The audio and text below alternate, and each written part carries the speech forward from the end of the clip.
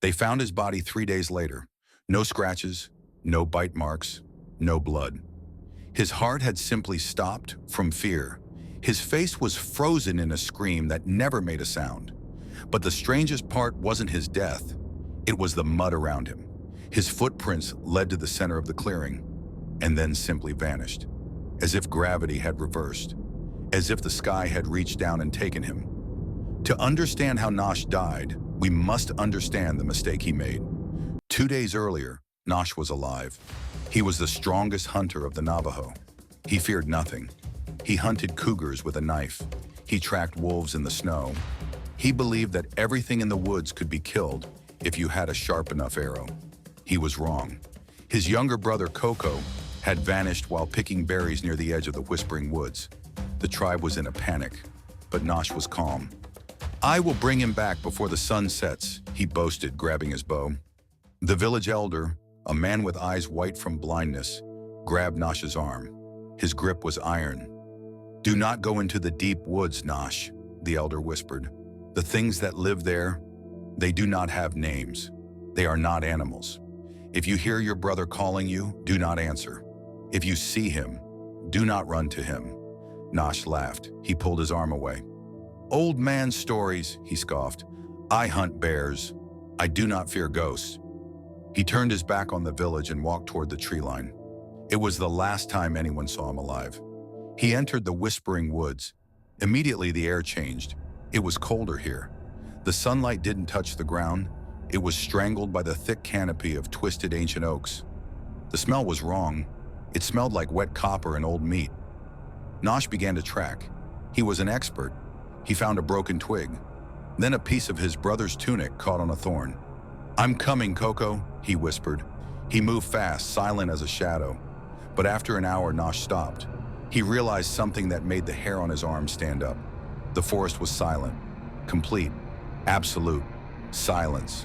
No birds singing, no crickets chirping, no wind in the leaves. Nature does not go silent unless a predator is near. A predator at the top of the food chain. He looked down at the mud. He found a track. It looked fresh. It looked like a human foot, but it was wrong. The toes were too long. The heel was twisted, and the strangest part, the tracks were deep, suggesting the creature was immensely heavy. Yet they were spaced so far apart, as if it was leaping 10 feet with every step. Nosh gripped his bow tighter. For the first time in his life, the great hunter felt like prey. Then he heard it. From behind a massive rotting tree stump, a voice called out, "Nosh, help me! Nosh!" It was Coco's voice, identical, the same pitch, the same cry he made when he was a child. Nosh's heart leaped. "Coco!" he shouted, stepping forward. But then he froze. The voice hadn't come from the ground. It had come from the tree. Nosh slowly lifted his head. His eyes searched the canopy. At first, he saw only darkness and twisted branches. Then he saw it. 20 feet up, crouching on a thin limb that should have snapped under its weight, was a shape. It looked pale, like a skinned deer, but its limbs were too long. It had knees that bent backward, and it was looking down at him. "Nosh, hurt leg," the thing said. It wasn't Coco. It was a recording, a perfect biological playback of his brother's pain. Nosh didn't think. Instinct took over. He drew his bow, the string tight against his cheek. "Come down," he screamed, his voice cracking. "Come down or I kill you." The thing didn't move. It cocked its head to the side like a curious bird. Then its lips, if they were lips, peeled back. "Come down or I kill you," the creature repeated. But it wasn't Coco's voice anymore. It was Nosh's voice. It had stolen his words instantly. Nosh released the arrow. Thwip! The shot was perfect. It should have pierced the creature's heart. But the creature wasn't there. It moved with a speed that made Nosh dizzy. It didn't jump. It flowed like liquid shadow to the next tree. "Missed!" the voice whispered from the left. Nosh spun around. "Missed!" the voice whispered from the right. The forest was echoing with his own voice, mocking him. Nosh realized the terrifying truth. The creature wasn't hunting him for food. It was playing with him. It fed on fear. He turned and ran. The great hunter, the man who killed bears, ran like a frightened child. He tore through the thorns, not caring about the blood on his skin. He needed to get to the river. The legends said spirits couldn't cross running water. He ran until his lungs burned. He could hear the snapping of branches above him. It was following him, not on the ground but in the trees. "Nosh, wait!" The voice changed again. Now it sounded like the elder. Then it sounded like his mother. Nosh burst into a clearing, gasping for air. The sun was setting, casting long, blood-red shadows across the mud. He scanned the tree line. Silence again. He took a step back, and his foot sank into deep, wet mud. He looked down. There were no tracks here, just smooth mud.